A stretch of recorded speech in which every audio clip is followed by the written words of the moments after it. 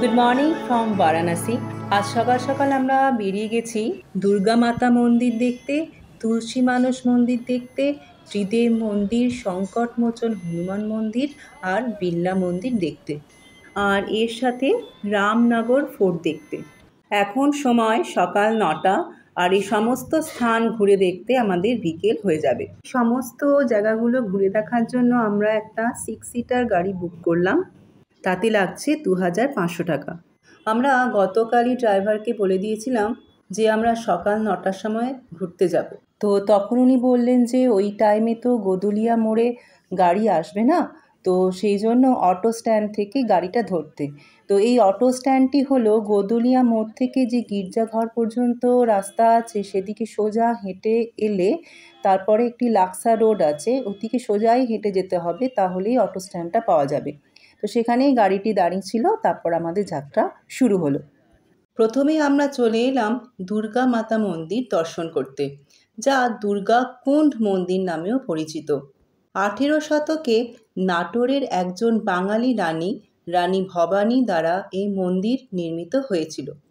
মন্দিরটি উত্তর ভারতীয় নগর স্থাপত্য শৈলীতে নির্মাণ করা হয়েছিল। শক্তি ও শক্তির দেবী দুর্গার কেন্দ্রীয় প্রতীকের রঙের সাথে মিল রেখে মন্দিরটি লাল রঙে গেরুয়া রং করা হয়েছে।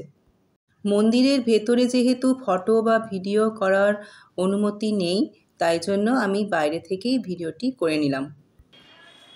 আমরা এবার চলে এলাম দুর্গাকুণ্ড মন্দির থেকে 250 মিটার দূরে অবস্থিত এই তুলসী মানস মন্দিরে। এই মন্দিরের ভেতরে দুদিকেই বেশ বড় বাগান আছে।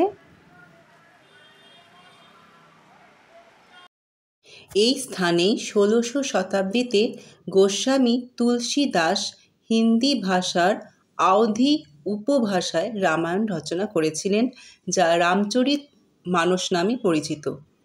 1964 সালে সুরের পরিবার গোস্বামী তুলসীদাস যেখানে রামচরিত মানস লিখেছিলেন সেখানেই এই মন্দিরের নির্মাণ কার্য করেছেন। মন্দিরটি সাদা মার্বেল পাথর দিয়ে তৈরি করা হয়। এবারে আমরা মন্দিরের ভেতরে প্রবেশ করলাম। বেশ সুন্দরভাবে সাজানো হয়েছে এই মন্দিরটি। এই মন্দিরের ফার্স্ট ফ্লোরে ম্যানুস্ক্রিপ্টস অ্যান্ড আর্টিফ্যাক্টস মিউজিয়াম আছে। তো এবার সেটাই দেখতে যাব। সেখানে টিকিট হচ্ছে 10 টাকা পার পারসন। এই মিউজিয়ামটা এত সুন্দরভাবে তৈরি করা হয়েছে যে এখানে ছোট বড় সকলেরই ভালো লাগবে।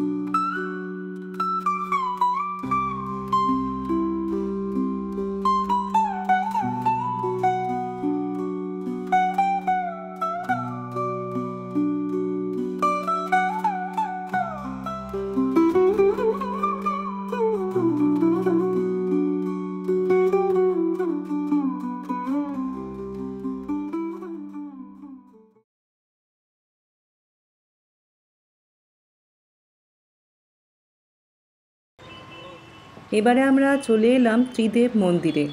এই ত্রিদেব মন্দিরটি তুলসী মানস মন্দিরের খুব কাছেই অবস্থিত।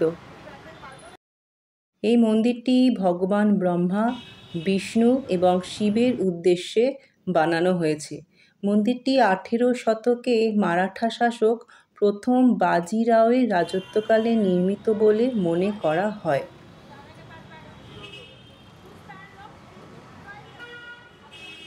ত্রিদেব মন্দির দর্শন হয়ে যাবার পরে আমরা গেলাম সংকটমোচন হনুমান মন্দিরে।